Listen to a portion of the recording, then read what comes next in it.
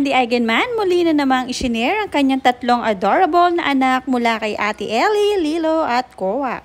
Marami talaga ang nag-aabang sa update ng mga ito dahil nakakatuwa at nakaka-good vibes ang Highlander family. Simpleng buhay pero masaya, hindi halatang milyonaryo ang mga ito. Panoorin at kung hindi pa nakasubscribe, don't forget to click subscribe and hit the notification bell to keep you updated. Kadalasan nga ay si Ate Ellie ang nag-aalaga sa kanyang dalawang maliit na kapatid, lalo na pag busy si Mami Andy sa isla at busy rin si Papa Filmar. Talagang mapagkakatiwalaan ang kanilang ate anumang oras, kaya naman hindi mapigilan ni Mami Andy na sila ay picturean tatlo for keeps. Dahil nakakatuwa naman talagang tunay na si Ate Ellie ay talaga namang napakabait at maaasahan.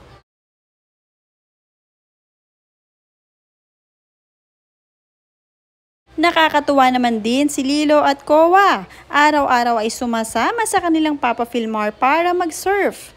Napakasipag gumising ng maaga dahil porsigido na matutong mag-surf ang mga ito. Nasa dugo talaga nila ang tatak champion gaya ng kanilang Papa Filmar.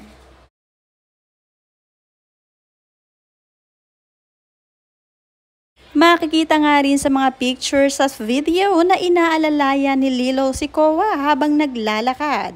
Kitang-kita na nagke-care siya sa kanyang little brother dahil alam nila na may dala-dala ang kanilang papa, kaya naman si Lilo na ang umaalalay sa kanyang bunso.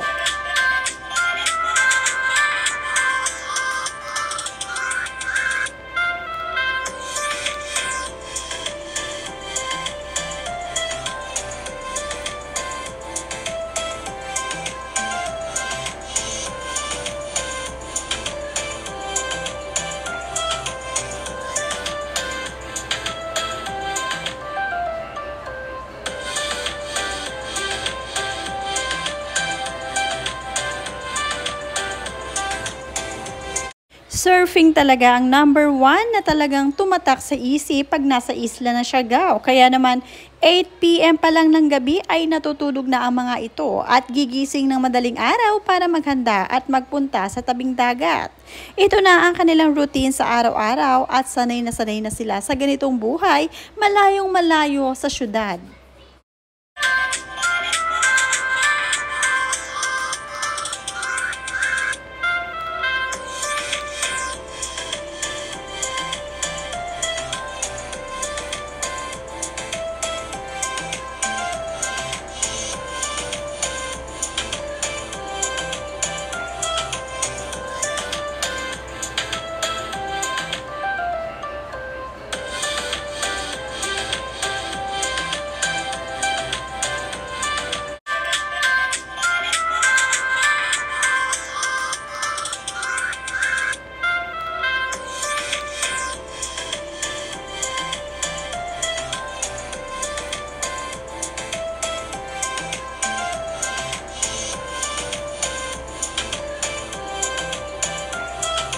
Si Mami Andy naman ay nagre-ready din ng mga pang-isang linggong outfit niya sa isla.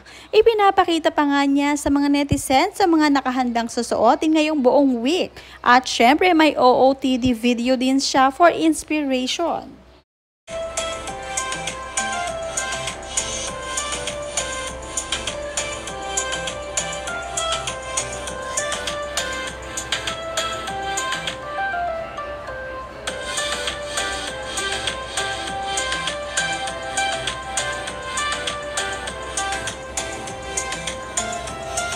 Habang ang kanilang Papa Filmar naman ay busy-busyhan din sa kanyang live tuwing matatapos ang session ng mga bata, naghahanap buhay naman ang kanilang papa kasama ang mga kaibigan nito na nagtuturo din ng mga surfing sa mga tourist. Hindi rin kasi pare-pareho ang kita ni na Filmar sa pagiging surfing instructor. Kung mahina naman ang surfing lessons nila ngayong tag-ulan, ay saka naman sila pumapalaot ng mga kaibigan para manghuli ng isda at kung ano pa ang pwede nilang pakinabangan sa dagat. Libre na sila sa ulam basta masipag mangisda. Ito na rin ang nakasanayan nila sa isla, kaya naman sisiw na sisiw lang ito para kay Filmar ang pagpunta sa laot kahit na marami na itong pera.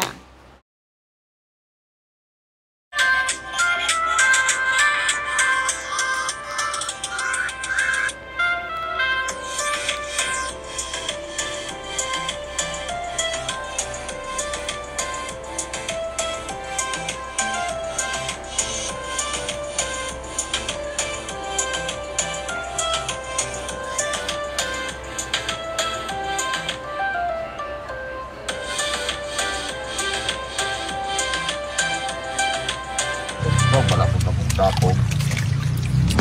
Yan unod.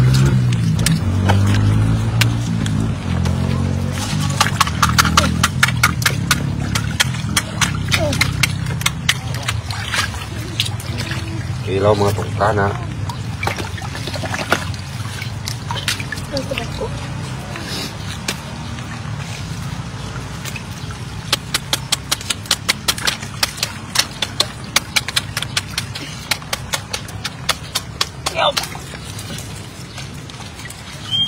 Mga yung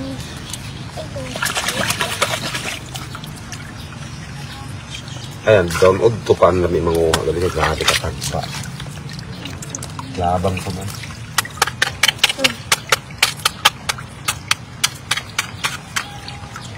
Dapat mga inipiliun na niyo mga lag ko rin pagkuha ko. Yan, sara kailan? Dito na sa bumi. Grabe ka tagko. Tagko, hindi lang. May kuha nila. kaawa. Kung nila kinatagan, baka kadunot. Mabel, hindi na yung ba? Hindi pa rin yun. Hanggang kabal.